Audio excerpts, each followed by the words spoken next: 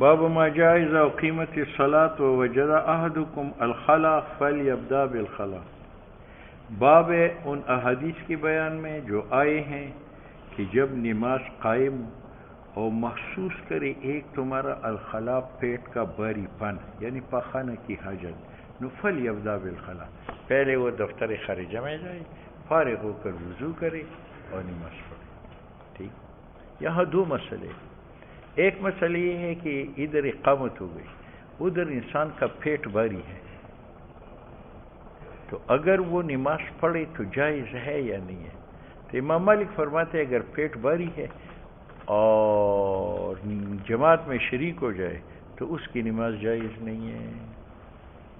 اگر پڑھ بھی لے بعد میں قضاء حاجت کرے، وضو کرے اور نئے سرے سے نماز پڑھے. امام شافعی، امام احمد، امام ابو حنیفہ رحمہ اللہ فرماتے ہیں کہ پیٹ اگر بھاری ہے اور جماعت میں شریک ہو گیا اور نماز اس نے پوری کی تو نماز ہو جاتی ہے، لیکن یہ مکروہ تنزیہی ہے.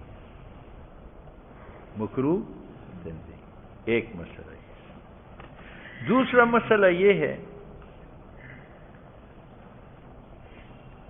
کہ پیٹ جب بھاری ہے تو انسان جماعت چھوڑ سکتا ہے کہ وضو کرے اور جماعت کو جانے دے، اکیلی نماز پڑھے.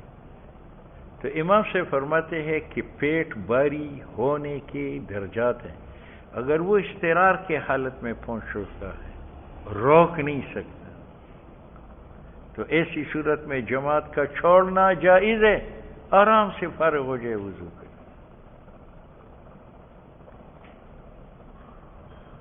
اور اگر نماز پڑھے گا تو مکروہ تحریمی ہوگا.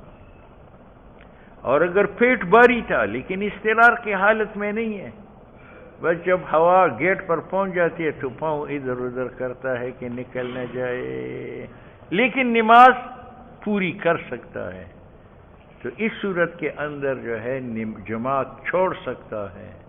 اگر پڑھی تو مکروہ تنزیہی ہے. بات سمجھ میں؟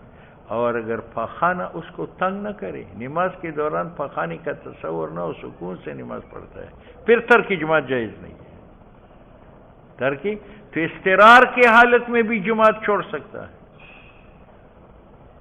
اور اگر اضطرار نہ ہو لیکن پیٹ اتنا بھاری ہے کہ نماز کے دوران پاخانے کی طرف توجہ ہے تو جماعت چھوڑ سکتا ہے. اگر پڑھی تو مکروہ تنزیہی ہے. اور اگر تنگ نہ کرے، دوران نماز میں حاجت کی طرف توجہ نہیں ہے، تو پھر جماعت نہیں چھوڑ سکتا، جماعت میں شرکت کرے اور بعد میں آرام سے فارغ ہو جائے. حدثنا حناد قال حدثنا ابو معاویہ عن ہشام بن عروہ عن ابیہ عن عبداللہ بن ارقم قال اقیمت الصلاة، نماز کی تکبیر ہو گئی، فاخذ بید رجل فقدمہ. اچھا جی، تو عبداللہ ابن ارقم نے پکڑ لیا ایک مقتدی کا ہاتھ، اس کو مصلی پر کھڑا کیا. وکان امام القوم، اور یہ عبداللہ ابن ارقم امام تھا. وقال، فرمایا کہ میں نے حضور سے سنا فرماتی تھی اذا اقیمت الصلاة، جب نماز کھڑی ہو، ووجد احدکم الخلا، اور محسوس کرے تمہارا حاجت، فلیبدأ بالخلا، تو وہ ابتدا کرے کس پر؟ خلا پر. امام مالک رحمہ اللہ فرماتے ہیں کہ یہاں سے معلوم ہوتا ہے کہ نماز میں شرکت حرام ہے، نماز نہیں ہوگی. فلیبدأ بالخلا کا حکم وجوب کے لیے. وفی الباب عن عائشة وابی ہریرة وثوبان وابی امامة. اللہ کہتا ہے دغرا والا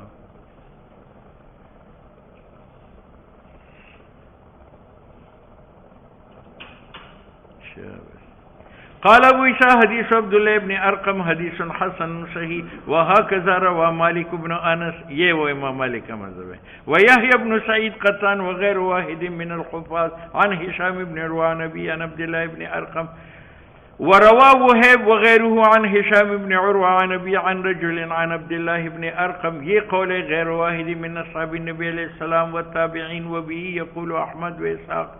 قال، یہ دونوں کہتے لا يقوم الى الصلاة وهو يجد شيئا من الغائط والبول. اچھا جی. قال ان دخل فی الصلاة، اگر نماز میں داخل ہوا اور وہ محسوس کرے ایک شے پیشاب و پخانے سے، فلا ينصرف، ما لم یشغل ہو، وہ نماز چھوڑ کے نہ چلا جائے جب تک وہ اس کو تنگ نہ کرے، یعنی اضطرار کی حالت میں ہو تو پھر چھوڑ کر جا کر وضو کرے، اور اگر اضطرار کی حالت میں نہ ہو تو کر سکتا ہے۔ امام مالک کہتے پھر بھی نہیں کر سکتا۔ اور بعض علم نے کہا لا باس، کوئی گناہ نہیں ہے یصلی کہ وہ نماز پڑھے، وہ بھی غائطن، اس کو پاخانے کا زور ہو یا پیشاب کا، ما لم یشغل عن ذالک، جب تک وہ پاخانہ اس کو اور پیشاب اس کو نماز سے غافل نہ کرے۔ باب ما جاء فی الوضوء من الموت، ایک آدمی ناپاک جگہ سے گزرتا ہے اور بوضو ہے تو وہ دوبارہ وضو کرے گا؟ وضو نہیں کرے گا، البتہ اگر نجاست گیلی ہے پاؤں دھولے گا، اور اگر نجاست خشک ہے تو پاؤں دھونے کی بھی ضرورت نہیں۔ حدثنا قتيبة قال حدثنا مالك بن انس عن محمد بن عمر عن محمد بن ابراهيم عن ولد لعبد الرحمن بن عوف قالت قلت لأم سلمہ، میں نے ام سلمہ سے پوچھا کہ میں ایک عورت ہوں، اطیل ذیلی، میرا دامن بڑا لمبا ہوتا ہے، وامشی فی المکان القذر، اور میں چلتی ہوں ناپاک جگہ میں تو وہ دامن اس کی اوپر سے گزرتا ہے۔ فقالت ام سلمہ نے کہا کہ حضور نے فرمایا یطہرہ ما بعدہ، اس دامن کو جو نجاست پلید کیا ہے اس کو پاک کرتا ہے، ما وہ خلق زمین بعدہ جو اس کے بعد ہے۔ معرف نے کہا اس میں اتفاق ہے کہ جوتا یا موزے کو نجاست لگ جائے تو اس کی دھونے کی ضرورت نہیں ہے، جب خشک زمین سے گزر جائے تو وہ موزہ اور وہ جوتا کیا ہو جاتا ہے؟ پاک۔ لیکن اس میں اتفاق ہے کہ بدن اور کپڑے کو اگر نجاست لگ جائے تو پھر اگر خشک جب پر وہ کپڑا کھینچے وہ پاک نہیں ہوتا جب اس کو دھویا نہ جائے۔ اور اس روایت میں تو کپڑے کا ذکر ہے کہ میں اپنا دامن نجاست کے اوپر کھینچتی تھی اور پھر جا کر کے خشک جگہ سے گزرتی تھی، تو ام سلمہ نے فرمایا کہ حضور کا ارشاد ہے یطہرھا ما بعدہ، کہ وہ ما بعد خشک زمین اس کپڑے کو کیا کرتا ہے؟ پاک۔ ٹھیک ہے، تو اس کا ایک جواب تو یہ ہے کہ امام ترمذی کہتے ہیں کہ یہ حدیث ضعیف ہے۔ کیوں؟ اس کی سند میں اضطراب ہے۔ ایک جگہ میں آیا ہے کہ ام سلمہ سے پوچھنے والی جو ہے وہ ام ولدہ تھی عبد الرحمن ابن عوف، اور دوسری سند میں ہے کہ ام سلمہ سے جس عورت نے پوچھا تھا وہ عبد الرحمن ابن عوف کے بیٹے ابراہیم کی ام ولدہ تھی، اور تیسرے سے یہ معلوم ہوتا ہے کہ وہ ام سلمہ سے جس نے سوال کیا وہ لونڈی تھی عبد الرحمن ابن عوف کے بیٹے عبداللہ ابن عبد الرحمن کی۔ تو ایک جگہ میں وہ ام ولدہ عبد الرحمن کی بتائی گئی، اور دوسرے میں اس کی بیٹی ابراہیم کی ام ولدہ بتائی گئی، اور تیسری سند میں وہ کس کی بتائی؟ عبداللہ ابن عبد الرحمن کی۔ تو اس کی سند میں کیا موجود ہے؟ اضطراب۔ اس لیے کہتے ہیں وروا، نقل کی عبداللہ ابن مبارک نے یہ حدیث عن مالک ابن انس عن محمد ابن عمارہ عن محمد ابن ابراہیم عن ام ولد لہود ابن عبد الرحمن ابن عوف عن ام سلمہ۔ تو دیکھو معلوم ہوتا ہے کہ ام ولدہ عبد الرحمن ابن عوف کی بیٹی ہود کی ام ولدہ ہے، اور پہلی سند میں کیا تھا؟ عن ام ولد عبد الرحمن ابن عوف، وہاں تھا کہ عبد الرحمن ابن عوف کی ام ولدہ ہے، اور یہاں کیا معلوم ہوتا ہے کہ عبد الرحمن ابن عوف کی ام ولدہ ہے یا اس کی بیٹی ہود کا ہے؟ ہود کا۔ اچھا جی، لیکن امام ترمذی نے کہا ہے کہ یہ جو روا عبداللہ ابن مبارک حاضر الحدیث عن مالک ابن انس عن محمد ابن عمار عن محمد ابن ابراہیم عن ام ولد لہود ابن عبد الرحمن ابن عوف عن ام سلمہ، کہتے ہیں یہ وہم ہے، یہ وہم ہے۔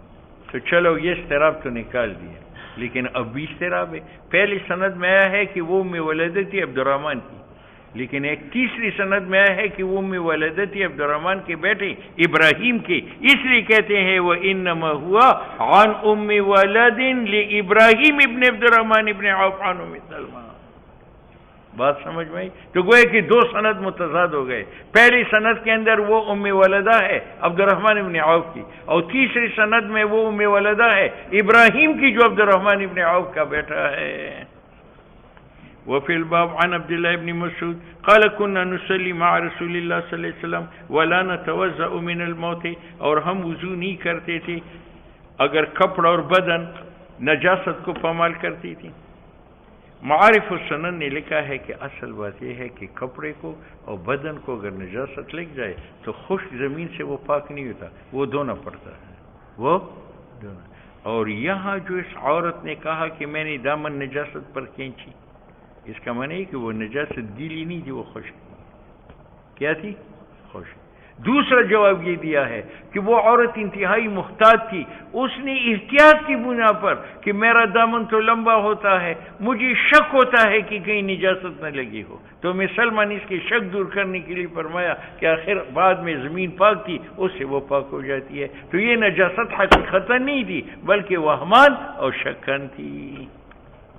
وقال ابو عیسیٰ هو قول غیر واحد من اہل العلم قالوا اذا وطی الرجل، جب پامال کر چلتا ہے انسان مکان قذر ناپاک پر تو واجب نہیں اس پر غسل قدم الا ان یکون رطبا، اگر نجاست رطب ہو، ویغسل ما اصابه. باب ما جاء فی التیمم.